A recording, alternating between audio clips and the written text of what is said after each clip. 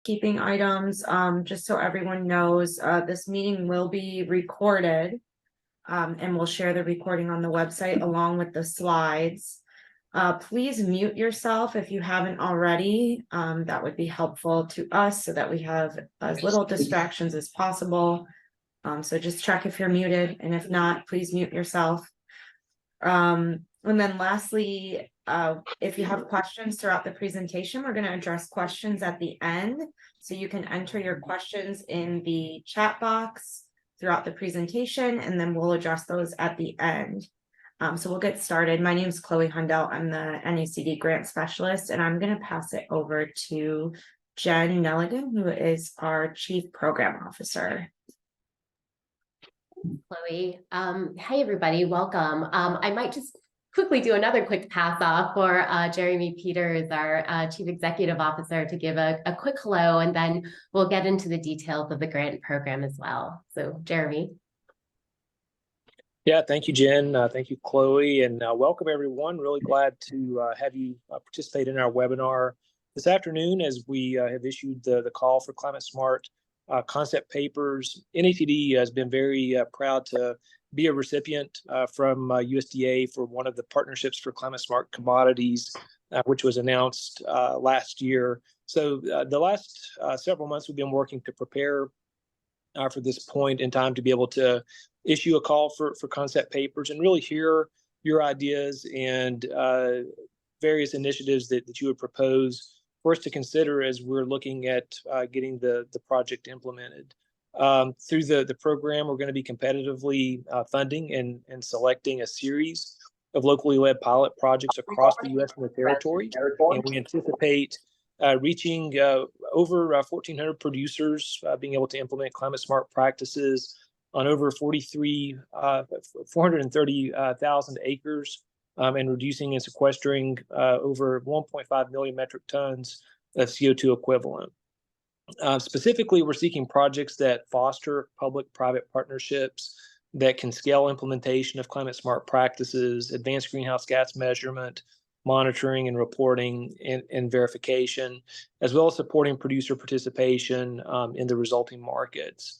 A few things that are really important to note. One, we're really looking for projects that will leverage the locally led conservation delivery system to provide the education and technical assistance needed to transition to climate-smart production systems. Two, to develop economic opportunities within communities to build local capacity, and that can also sustain projects and partnerships beyond the life cycle of the grant.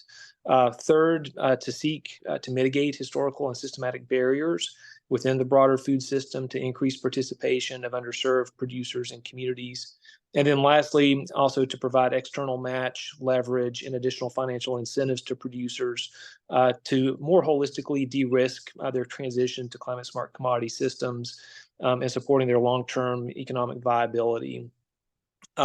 Altogether, we're looking forward to implementing roughly $80 million with this project. Approximately half of that will be dedicated directly to producer incentives through financial assistance payments for implementation of conservation practices, and the remaining funds being able to support project implementation. So again, welcome everyone. Glad to have you with us. A lot of thanks to Jen Nelligan, to Meg Leader, to Chloe Hundelt, Lutrina Staley, and others on our program team that are supporting this effort. And Jen, I'll turn things back over to you. Thanks for that, Jeremy. And I appreciate your focus on partnerships as well. I think we all recognize that these are going to be so critical for the success of these projects.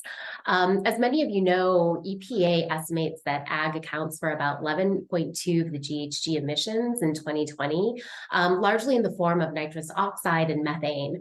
And with about 60 to 70% of the land in the US being privately owned, in order to really start to shift the needle, we really need the cooperation of landowners and operators across the country. And so when we think about this grant, just kind of zooming out a bit, we know that shifting an entire industry can't just be driven by government and entities. In this case, and particularly in ag and conservation, it relies on the millions of decisions that these individual producers are making every day. So our grant is really more than just about scaling practices and quantifying outcomes. I think what we're all collectively trying to do is really influence these massive changes in perspectives in terms of what it takes to build climate resilience as well as mitigate climate change. We're ultimately convincing producers to introduce new practices on their lands and their business models. And so we know this is as much as a financial and economic decision as it is environmental. And so to shift the needle, we're really looking at the awareness that it takes and then the individual outreach and technical assistance.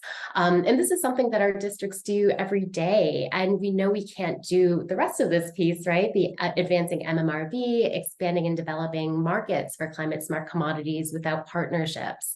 So we're really excited about leveraging this grant opportunity to organize for impact. I think we know that the locally led model is key when it comes to developing the right solutions for the producer and also for the durability of the initiatives. And, you know, we really think about these things in global terms, right? And even at the national landscape scale. And as Jeremy mentioned, we have pretty lofty goals for this grant as well. But it all, again, starts with those individual landowners and operators. And so with that, the next slide, guys. Thanks. So Jeremy talked about this already in terms of the $80 million budget and about half being for producer incentives. We do have a lengthy FAQ on our website that dives into the use of those financial incentive pool. But what I think I'd like to emphasize here is the opportunity to innovate. USDA is really thinking about this program in terms of it being a pilot. So in particular, we're really looking at innovative and science-based approaches to MMRV, as well as market development and expansion. In the FAQ, you'll also see a lot of rules around practice standards and use of incentives, but we did leave the door open for potential conservation field trials and then potentially modifications to existing standards. But we'll dive into that a little bit later on in the webinar. We also anticipate 3 funding pools. So the pools that you see here on the slide, those include the budget for both financial incentives and project implementation, which is, you know, largely your outreach, technical assistance, MMRV, and market development activities.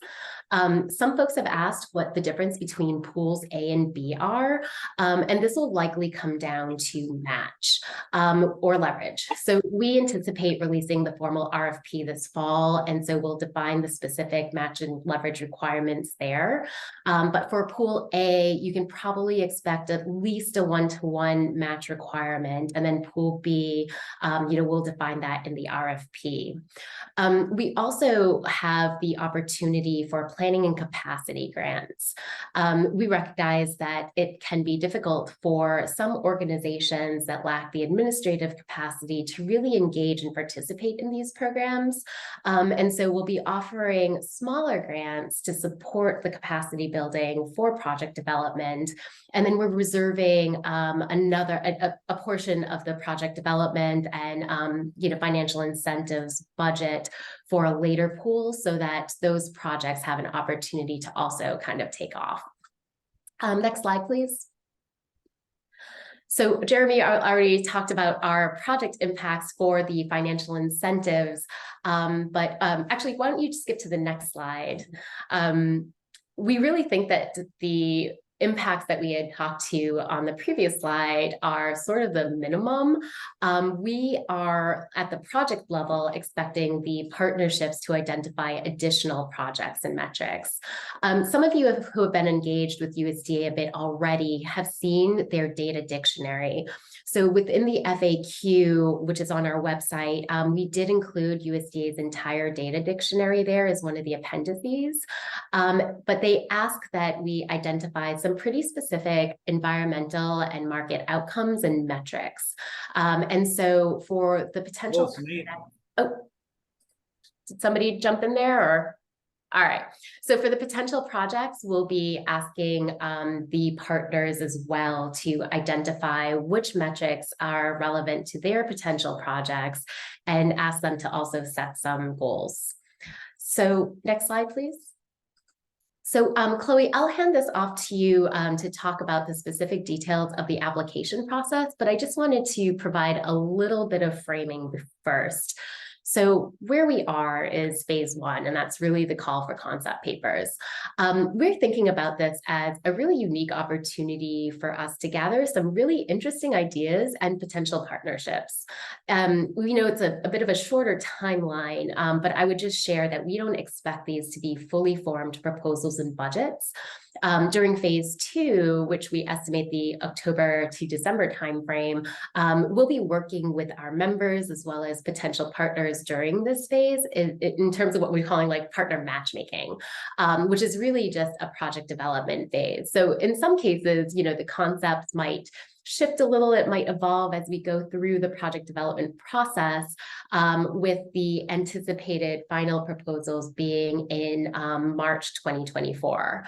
We'll be releasing the formal RFA soon, this fall. And so that will give more information in terms of what the full proposals need to look like, how we'll be evaluating and scoring them and so on. So with that, Chloe, I'll pass it over to you. Okay, great. Thanks, Jen. So I'm just going to go over a little bit about the application process for phase one. Jen already kind of went over the timeline for the 3 phases, but just to reiterate, we're currently in phase one, and those call for concept papers, those concept papers are due October 13th. By the end of the day, 11:59 p.m. Eastern time. That is open to any interested entity that would like to apply, but it's important to note that the partnerships must involve a conservation district or a tribal conservation district, a state or territory association, or a resource conservation and development council, or a tribal government organization. They must be one of the lead partners if they aren't the lead applicant. The lead organization will have the overall responsibility to complete the project deliverables and project activities, including the reporting.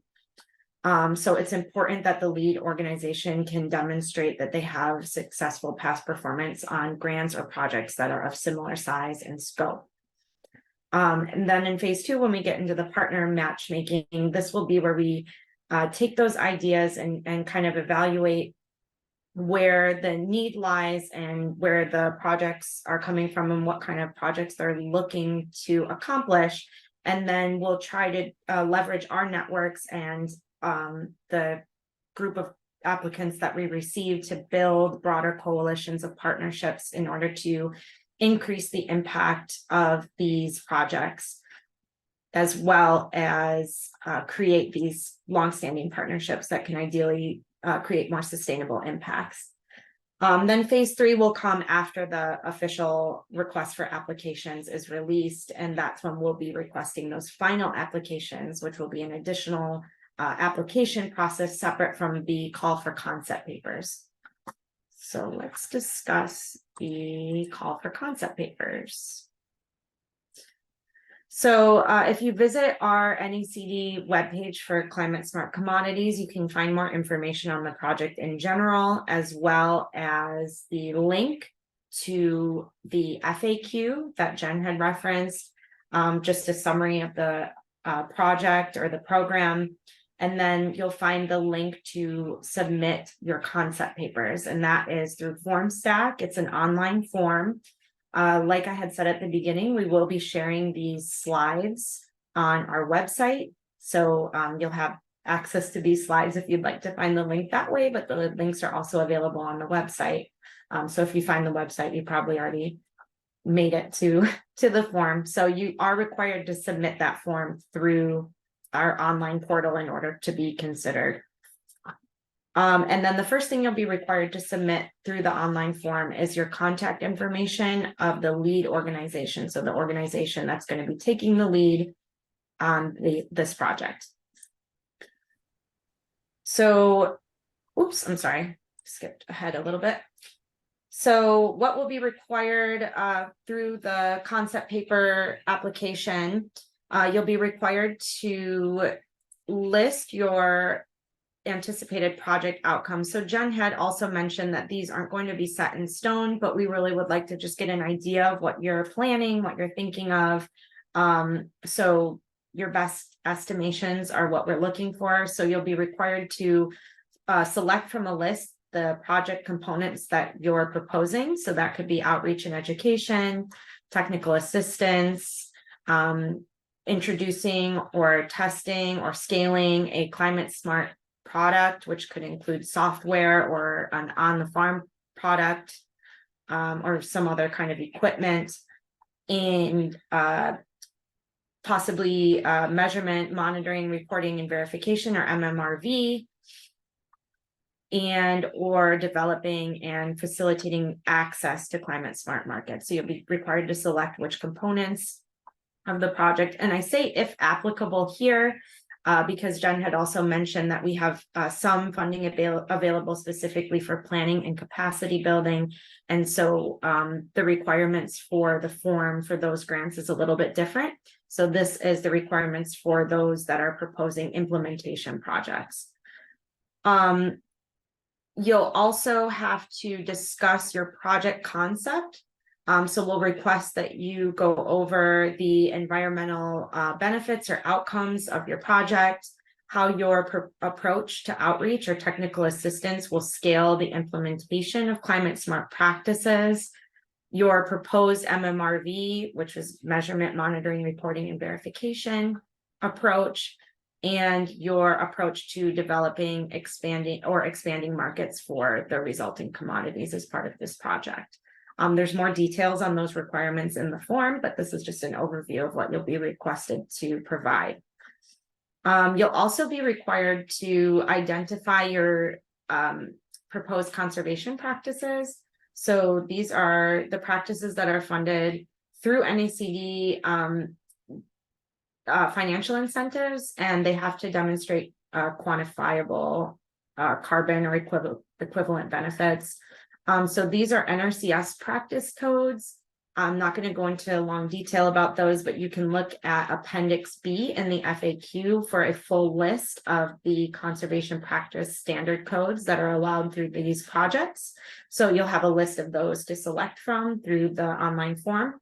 You'll also be required to give some details on partnerships. So discussing who you are already engaging with on these projects, or who do you plan to try to reach or engage with, what types of entities you're seeking to partner with, what types of skill sets that you need to complete your projects. And then also, how will you ensure that new and underserved producers will be able to participate in this opportunity? And then lastly, and this isn't an exhaustive list, but just a summary, you'll also be required to provide a rough order of magnitude. So this is where the financial estimations will come in. So you'll have to indicate the amount of funding that you're requesting from NACD for project implementation, soil testing, and financial incentives. You'll also be required to indicate the matching contributions that you're providing for those three categories. And for financial incentives, you'll also have to indicate how the financial incentive funds will be utilized. So whether that's through cost share, conservation field trials, or through an alternative incentive structure. And if you're using an alternative incentive structure, you will be required to describe that structure. So the other piece of this is the option for planning and capacity grants. As Jen had mentioned, Pool C of the funding. We do recognize that administrative capacity can be a barrier for some organizations that might have limited resources. So a portion of our budget is reserved specifically for planning and capacity grants to develop project partnerships in scope. So if you are interested in looking into a planning and capacity grant, you can indicate that on the form, and then that will change what you're required to fill out throughout the form, because it's not an implementation project. You will be required to submit an expression of your interest through the online form, and then the formal applications will be requested as part of the RFA in phase 3. And just to note, it's important, if you are looking for planning and capacity, to submit your interest through the online form so that we can ensure that we have the budget to support the capacity building projects that are needed. So with that, I'm going to pass it over to Dr. Lutrina Staley, who's our Equity and Outreach Program Analyst, and she's going to go over a little bit about the producer requirements for this program. All right, thank you so much, Chloe. Hello, everyone. The USDA recognizes, the need to be inclusive of all people and ensure equal access to services. The definition for underserved producers has been updated by the USDA to include the official definition of women farmers as well as producers growing specialty crops. We understand that your local community makeup may not include all of these particular farmers. So this is based on your local community demographics. Next slide. Thank you. Participating producers must establish a farm and track and fill number. This number is provided by the Farm Service Agency. We're asking grant recipients to assist producers in obtaining a farm and track and fill number if they don't already have one. Want to note here that FSA is not responsible for assisting the producers with the paperwork or anything like that. Of course, they have to process it, but the grant recipients are the one who we want to advocate to be a liaison to the producer to make sure that the paperwork has gone through, make sure that the producer understands and is able to complete the paperwork, accompany them to the USDA FSA office, make sure they receive a receipt for service, and do a subsequent follow-up to make sure they do indeed obtain this number. Ultimately, again, we want the grant recipients to serve as advocates or a liaison. For more information about farm and track numbers, please turn your attention to NACD's YouTube channel, where we have a training video that touches in length on this subject. So some of the, go back, sorry. Thank you. Some of the documents that are needed are required for producers are bringing in proof of identity, such as a passport or driver's license, customer data worksheet, highly erodible land and wetland conservation worksheet, proof of land control, and a certification for socially disadvantaged, limited resource, beginning veterans, and farmers. So those are the required documents. Those are documents that are normally required for a lot of USDA programs. So if you already have those, they already have those, that's great, but that is required to get a farm and track number. AGI does not apply here. Compliance with both the, I'll call it the HELC and the WC forms are required, and is criteria for eligibility to participate in this Climate Smart grant opportunity. Next slide, please. Thank you. Now, if the producer is applying as an entity, they must also provide a copy of their legal entity documents and also proof of signature authority, whether it's their articles of incorporation, their bylaws, partnership, and trust agreements. Those are what is required for a person applying as an entity. Again, there are no AGI requirements or payment limitations for this program. Okay. You can go to the next slide. Thank you. Okay, so please note that the process for participating in this Climate-Smart Commodities grants is different than participating in most USDA programs.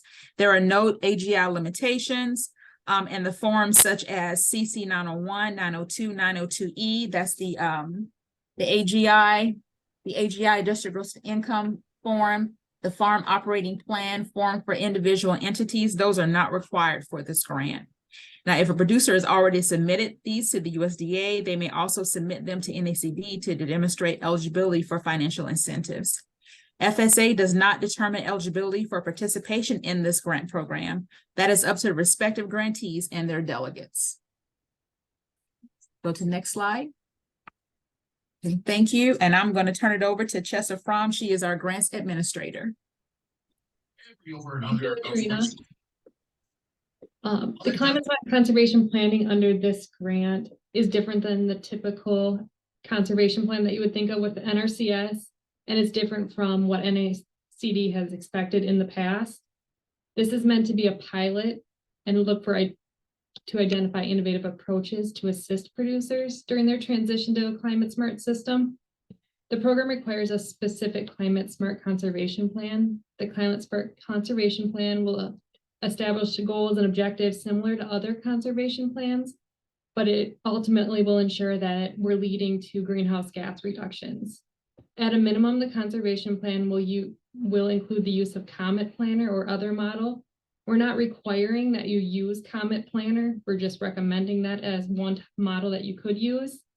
The model just has to calculate greenhouse gas reductions or carbon dioxide equivalent. It needs to include a cost comparison of new practice versus the status quo operation. It needs to include an estimated cost of the conservation plan's options, including a 3 to 5 year scenario of the cost estimate, not just 1 year. Inclusion of the potential market and incentives and opportunities through this program. You have to identify the source of the incentive. This could be just this program or other traditional USDA conservation programs or private funding through partners. Next, Meg Leader is going to cover more a little bit about the incentive program. I'll pass it to you, Meg, our Director of Conservation Programs. Thank you, Jessa. And so we fully expect that most of the financial incentives that you are offering to producers through your local projects will take the shape of cost share.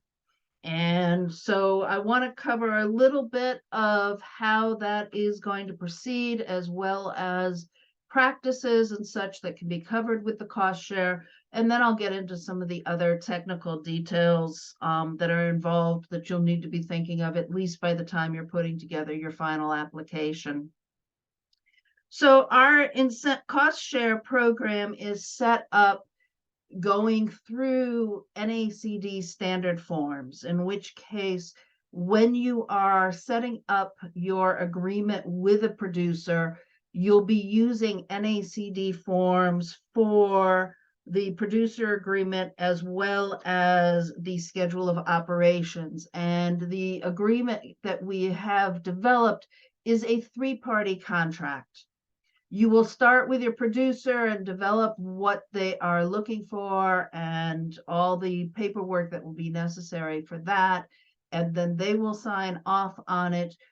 The lead organization of your local partnership, that is the one holding the MOA with us for the grant, will then sign off on it. And then you will send all the paperwork to NACD, who will apply the final signature on it. As part of the services that we are doing to you, for you, we are in position to handle the producer agreements and issue payments. So you will not need to be handling the flow of reimbursing producers through your own financial arrangements. We will handle that directly with the producers, and that's the reason why we are using that 3-party contract. The payment will be for completed implementation consistent with the agreement, and we will be looking for you as the local representative to be doing all of the review for implementation and certifying that the practices are being installed or were installed properly and completely. There is certainly room, and you should be considering it as you're thinking about your proposals, that if that is something you're going to need to hire a contractor for, you should include that, the cost of that, within your proposal to ensure that you have the capabilities of certifying the practices are installed correctly. At the producer's choice, they are able to either take the receipt of the funds or to have the funds reassigned to an implementation partner. That can either, that process of declaring that they want the funds to go to the implementation partner can happen while you're developing the agreement or during the implementation process.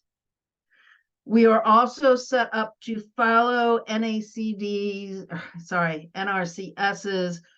EQIP program rules for allowing advance payments for underserved producers. They may be eligible for it.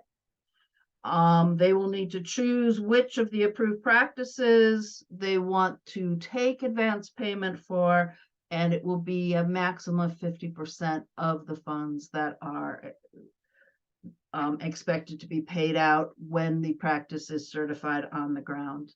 Next slide, please. So I'm already seeing a few questions in the chat asking, well, what practices are going to be eligible for financial incentives for cost share? And we really stick the practices into 3 bundles, and each one is handled slightly different, but it will make sense, I think, as I go through this. The first bundle of practices are practices that USDA has already reviewed and has agreed that there are definitive greenhouse gas, carbon dioxide equivalent benefits of the practices being installed. And so they have given us a list of those approved practices. And so if you are looking for cost share, you would be, for those practices, you would be following the NRCS standards for those practices. And I'll get into them in a little bit more detail. That list is a preliminary list. It is possible to propose to have an existing standard practice added to that list. And I'll touch on that in just a second after I cover all 3 types of categories here.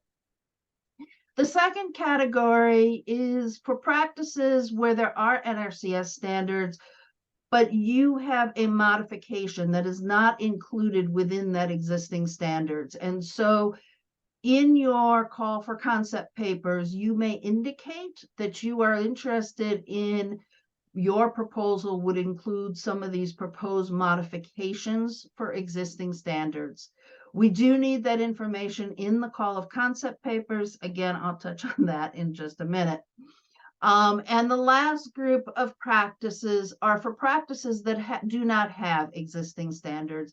And for those practices, what we would be expecting is that your project would be installing field trials as a way to help confirm that there is a greenhouse gas, carbon dioxide equivalent benefit of installing those practices.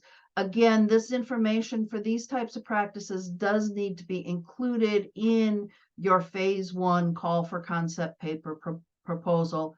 And in particular with these, we really need you to include justification of why you think it's worth doing field trials of your proposed practices, and we will need it supported by preliminary research results.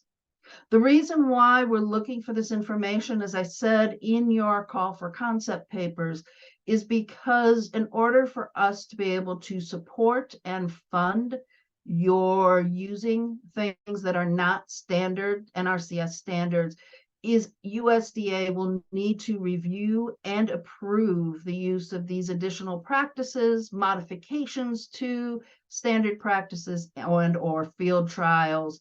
And we must be able to support that request with compelling and science-based use case studies to justify it. Next page. So when it comes to installing practices, in order to get them actually put on the ground, part of the process, typically with NRCS, is to have a cultural review, environmental review. And to help this process along, USDA this summer, or last summer, excuse me, completed a programmatic review of environmental assessment. And the list of practices that are shown on this chart are practices where their review found a finding of no significant impact. This list may change as things are further reviewed or added to the list of practices that are accepted as standards, but this is the current list. It's also important to note that there are reasons that you may still need to do an environmental review in a situation where you are installing these practices as part of your project. I want to bring 2 of them to your attention. The first one is if on the land in your proposal, your farmer's agreement, you're doing more than just one of the practices listed. If you are doing other practices, then you will need to do an environmental review that includes the consideration of the impact of these practices. The other aspect I need to highlight is the fact that if you are working with a producer for installing one of these practices, is that as you work through their schedule of operations and their agreement, you realize that there is some changed circumstances that were not possible to be reviewed as part of the programmatic review. These sort of instances are, and this is not a this is not a limited list, this is just to give you a taste. But these practices are, if you see that installing the practice will have a significant effect on public health and safety, if there are unique characteristics in the geographic area where you've got proximity to historic property or cultural reserves, where the installation of the practice is going to have impact on the quality of the human environment, if the installation of the practice is going to have significant environmental impacts, including the introduction of invasive species or adverse effects on an endangered species. In all of these situations, or situations similar to it, you should do the environmental review for your site-specific location. And if I can have the next slide, please. So what is going to be required for you as the recipients to do this site-specific evaluation? It is a responsibility of the grant recipients to work with your producers and include this in part of your paperwork.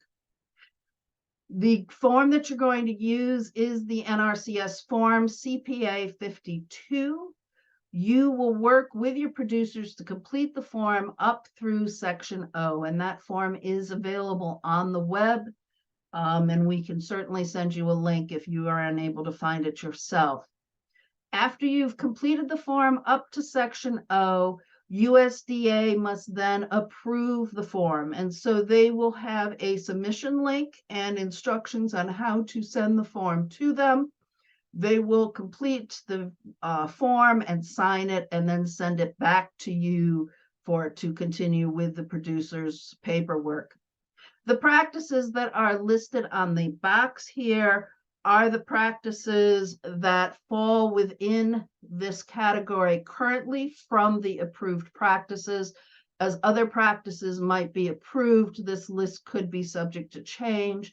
But we wanted to make sure that it was brought to your attention, because as you're completing your call for concept papers, you'll need to make sure that you're also considering the budgetary requirements that you will need in order to complete the site-specific reviews.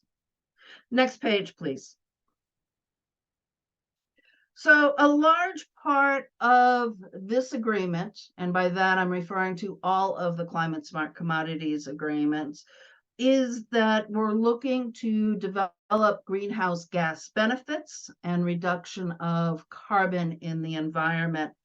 And so part of quantifying greenhouse gas benefits is through a process that is referred to as MMRV. In order to make sure that we are all talking the same language, I'm going to quickly review the common definitions that we are using. These are the definitions that USDA has requested be used for all projects. The first definition is for measurement, which is the quantification of the greenhouse gas benefits, either by reduction or capture, using mathematical models and direct physical measurements in the field. The second M stands for monitoring, which is the ongoing review and confirmation that the climate-smart practices have been implemented according to the agreed upon standard, and documentation of any changes in the site, implementation, or greenhouse gas emission impacts over time. The R stands for reporting, documenting and sharing monitoring and measurement results with the project partners, the recipient, and any third-party verification organization. And that leads us to the V, which is verification. This is independent confirmation that the measurement, monitoring, and reporting information is complete, accurate, and reliable. NACD submitted our overarching MMRV plan in July to USDA for approval. We will be distributing that approved plan when we release the RFA in a few months. So you will have it available when you are putting together your final proposal. Next slide, please. So as part of your phase 3 RFA proposal, request for applications proposal, you will need to provide a project MMRV plan of your own. It must model and quantify carbon dioxide equivalent and other environmental outcomes, and it must be consistent with the USDA project level plans in addressing 4 points. The first point is quantification. This includes the description of your greenhouse gas models used, the measurement plan, and approach to quantifying additional environmental benefits such as water quality or habitat, if applicable. Verification, which includes the plan and methodology used for verification, as well as the description of compliance criteria. Outcomes, approach to ensuring additionality and permanence, as well as a plan for addressing leakage and weather impacts. And lastly, compliance, your approach to addressing non-compliance within your project and the growers that are, the producers that are working with you. Now, USDA is running over 100 different climate-smart commodity projects, and part of what they need to do is to be able to compare between the different projects, the results, and develop common estimates of what the greenhouse gas impact is across all the different projects. And because of that, they are requiring that whatever system you might use, you are also required to utilize Comet Planner or their entity scale methods in order to be able to develop the common information that they need to be able to share across the multiple programs. And with that, we can go to the last slide. Thank you.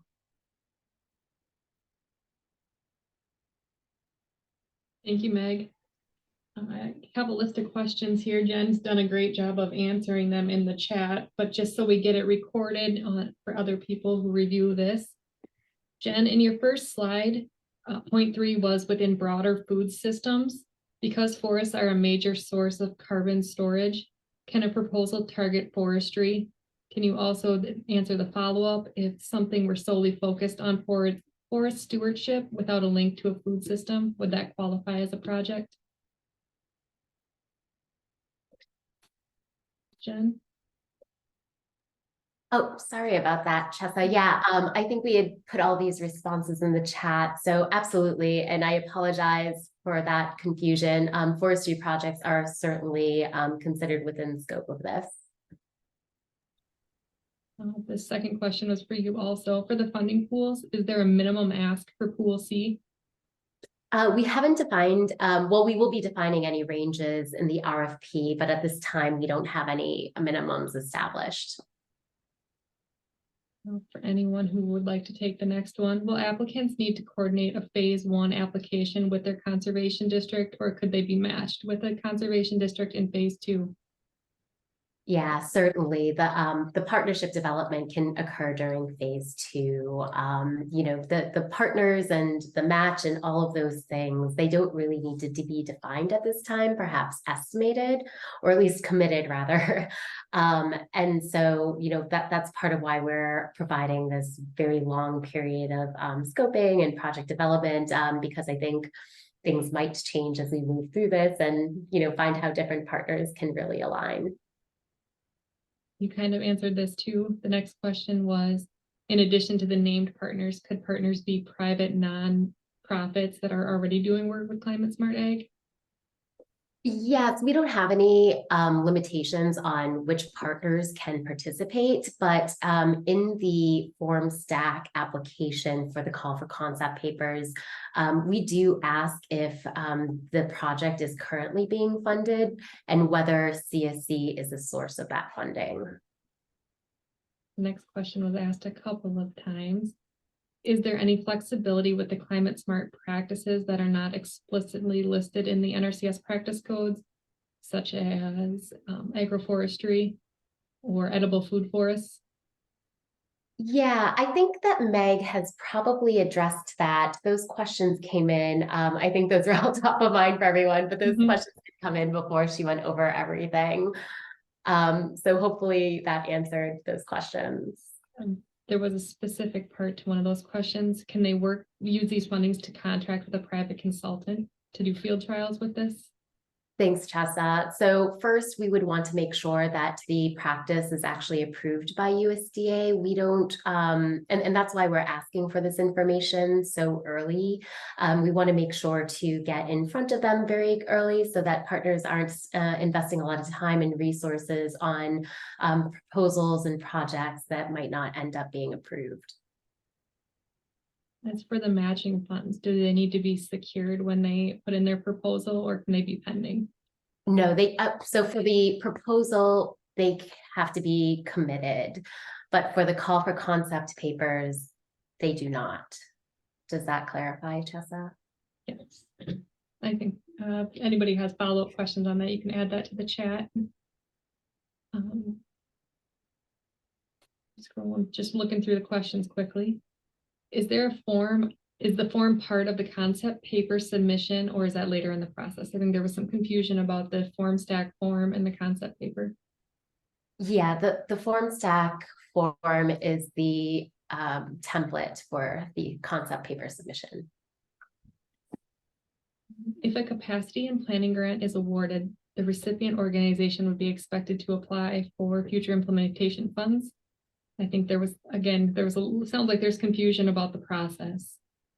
Sure. And so assuming that an organization has a planning and capacity grant, we would certainly hope that that organization would then apply for an implementation project. But that said, we do recognize that there are circumstances that might preclude somebody from being able to actually implement that project. So it's not a firm requirement where, we'll ask for the funding back if you don't. But, we certainly hope that we would see those applications moving forward. If a conservation district wants to expand their no-till drill program or their cover crop program to support local farmers and vineyards, is this an appropriate funding opportunity for them to apply directly, or do the landowners need to apply? So none of the producers benefiting from the financial incentives have to be named or listed as a partner to apply to NACD for the project. That said, as Lutrina had mentioned, there is a process for then applying for the specific financial incentives, but that would not be part of the phases that we're looking at between now and March. There's a couple questions here about the incentives. May producers receive practice payments through this program in addition to traditional NRCS programs such as EQIP? If they can, is there a combined percentage funding cap for each project? The FAQ document states that implementation funds cannot be used for projects and practices on the land already. So they're wondering if that's specific to fields or the property as an entirety. Yeah, so there are going to be some producers that broadly participate in USDA Farm Bill programs, whether it's EQIP or CSP, that would also potentially benefit from, Climate-Smart Commodities financial incentives. Where we really can't, stack these opportunities is for the specific practices. So for instance, if a producer is receiving, if the producer has an EQIP contact for cover crops, let's say on tract and field A, for lack of a better term, they can't then also get payments for cover crops on the same field from NACD, right? Like this grant can't be used to then offset the cost share from the EQIP program. But that said, if there are different practices that aren't being funded by a Farm Bill program or by a federal program, or it's on a different, it's cover crops on maybe, you know, plot B, track B, that's not under an EQIP contract, right? Then we'd be able to fund that. So does that help clarify things? I think so. Moving down the list here. If they apply for a specific review of a practice that isn't listed, how long do you anticipate that process to take? And does it impact the longevity of the contract with the producer? You answered this in the chat, but I just want to make sure to get it on the recording. Yeah. So I assume that this was referring to the environmental reviews, because I think those are the slides that we were on. I'll have to get back to you all on what the timeline is. That is something that is a little bit outside of our control because it's an NRCS process. But that said, USDA, I know does have contractors supporting all of this, but I just couldn't give you a clear answer just yet. We have a fairly lengthy timeline for the life of the grant. And I think that hopefully it won't impact things, but I think that if you're, you know, working with the producer in like the out years, right, there is a chance that it might conflict a bit. But if you're starting with producers like this year or next year rather, then it shouldn't be a problem. But we'll get back to you with more clarification on that because we're not able to answer it well today. I think you already answered this too, but it came in while you were talking about the cost share. Would projects that use different funding sources for financial incentives be eligible? That is, if they apply for implementation funding only through this process? And yes, unless it's federal. I think we already talked about the limitations of stacking federal funds on federal funds. In other cases, we might expect that there are other programs that this producer might participate in. So for instance, there's a lot of interest in scope 1 or scope 3 payments for carbon credits, right? So let's say NACD's financial incentives are being used to implement the practice. They can also then receive, you know, benefits from, you know, the private market, for example, for the actual outcomes. So in that sense, stacking is okay, but it really is a problem when we're looking at federal funding as the other source. Thanks, Jen. I don't see any other question. Oh, one just came in. What are the project start and end dates? What are you anticipating for that timeline? Yeah, so we have a 5-year period of performance for our grant, which I had memorized literally a little while ago and now I'm slipping, but I'll get back to you all in writing there. It's roughly, you know, in the May 2028 timeframe. So, you know, we would need to be able to close out all of the grants and all of the reporting, you know, within that time. You know, depending on you know, how the projects go, USDA has opened the door for potential extensions, but that's not something, you know, to necessarily count on just right yet. So I think we answer that specifically in the FAQ, but I'll also get back to you with the exact dates. Meg, this might be a question for you.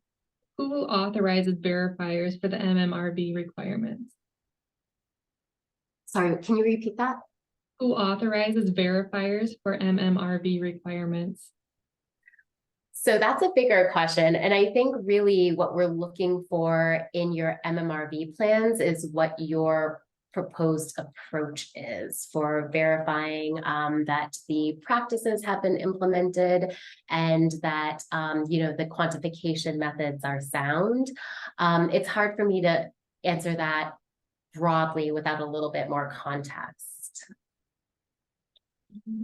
Can funding be used for projects on publicly owned property? So We'll probably have to get back to you to clarify that as well. For federal, federal lands, I don't believe that's the case. But we do have state and local governments that are, part of these. And I think somebody is asking about trust lands as well. So before I give you a wrong answer today, we'll just confirm our understanding of the eligible lands and then put that in the FAQ as well. I think you kind of already talked about this a little bit, but can federal dollars be utilized as match? No, federal dollars can't be utilized as match, but they can be considered leverage and contributions as well. So we can think about it in the broader sense. We are glad to, or we're really happy to work with our federal partners, both within USDA and across other agencies, because I think that, when we think about landscape scale conservation, we are all really trying to do similar things and achieve the same climate goals. So there is an opportunity for partnerships, but it could not be strictly considered match. Will Part B or Pool B have a lower match requirement? They will have different match requirements, but those haven't been defined just yet. Those will be announced through in the formal RFP that'll be coming out this fall. And one more question about match. Do underserved producers still need to meet the minimum match requirement? In the FAQ, we did talk about, the various cost share requirements and so for underserved producers, that was defined as a 90/10%. Oh, sorry, 90/10%, which is consistent with EQIP at this time. Can producers stack multiple practices within a project and get paid for the multiple practices as a whole farm approach? I think that's where we get into the nuances, where it really depends on the funding sources of the stacking. Again, we can't stack federal dollars on federal dollars. And in some cases, I would say broadly, yes, but in some cases, those sources of funding have certain limitations. So we would want to make sure that all of the requirements for all of the potential funding sources are aligned and we're not, violating one that we just don't know about today, if that makes sense. Is this an opportunity for match funding to develop a new MMRV process? For example, grazing carbon sequestration potential that may not include a producer payment? Yeah, absolutely. There are several pilots, I think, or lots of research actually, especially in the grazing, field, because I think that the science and the research is still a little bit nascent, especially for the markets. So we're certainly interested in advancing some of those opportunities. And yeah, sorry, I think I'm rambling now, but yes, it is an opportunity. Meg, you answered this next question in your slides, but could you just reiterate it? Are environmental reviews, site reviews required for all projects? Yes, thank you, Chessa. It depends on which practices you are installing on your projects. There is a short list there on that slide. Back a few. Chloe, do you mind flipping to it, please? The first one, yeah. If you are your project is installing this list of practices, then you are probably not going to need to do an environmental site review unless you hit one of the conditions that are here on the left. Thanks, Meg. Do capacity and planning applications need to include a conservation district or state entity initially, or could that be part of their planning process? I'm so sorry, my audio blipped for a moment. Can you repeat that? That's okay. Do capacity and planning applications need to include a conservation district or state entity initially, or could that be part of their planning and partnership building process? We'll have a little bit more detail around the planning grants for the formal RFP. Some of it will honestly depend on demand and budget, how we end up shaping that. At this time, at least through the call for concept papers, we are interested in expressions of interest from anyone, and then we'll have to share additional guidance later on. Question about financial incentives and cost share. How are we determining cost share amounts for practices? Are we following the NRCS cost share, or are we creating our own? If it's new, how are we determining those amounts? At this time, we're really looking at EQIP for the cost share scenarios as well as the percentages. As we had mentioned, we're open to alternatives. So that is, alternative incentive structures. So that is something that you can include in the proposal. But that's something that we'll have to, consider and discuss with the potential partners on a project by project basis as well. Jen, you talked about this a little bit. Can state organizations apply and then redistribute their funding to their local RC&Ds or conservation districts? Yeah, of a sub-grant. Yes, I mean, I think that, the projects, we're really looking for projects that entail, scaling of conservation or climate smart practices, MMRV components, and then clear opportunities to develop markets. I think that if, the various members are, partners in this in a very clearly defined project, that would be fine. But we're really not looking for this to be like a sub-award program where then the lead partner is, facilitating another competitive round of grants. That's really not what we're looking for with some of the applications. Although, like I said, we do expect that there would be multiple partners potentially under each project, but we would want to see more clearly defined outcomes. We're at the end of our time, but we have just 2 questions left. Would producers and value chain education seminars or workshops fit into the capacity building pool? I believe so. And that's really the planning and capacity, grants. I think that would certainly fit in because part of, part of the larger grant program would be that, producer participation. And we would also want to make sure that, you have an opportunity to scope the specific projects and, build the partnerships as well. Would just conservation planning, not the implementation, fall into that capacity building pool also, the technical assistance piece? Can you clarify your question, Chessa? It's just, the question says, does the development of a climate smart conservation plan without implementation fall into capacity building pool? So I think they're just talking about providing technical assistance. Yeah. We haven't finalized the RFP yet and the scope of what would fall into those grants and such. So we'll get back to you with, more refined scoping for what those project and capacity or planning and capacity grants can be. Thank you, Jen. That concludes everything that we had.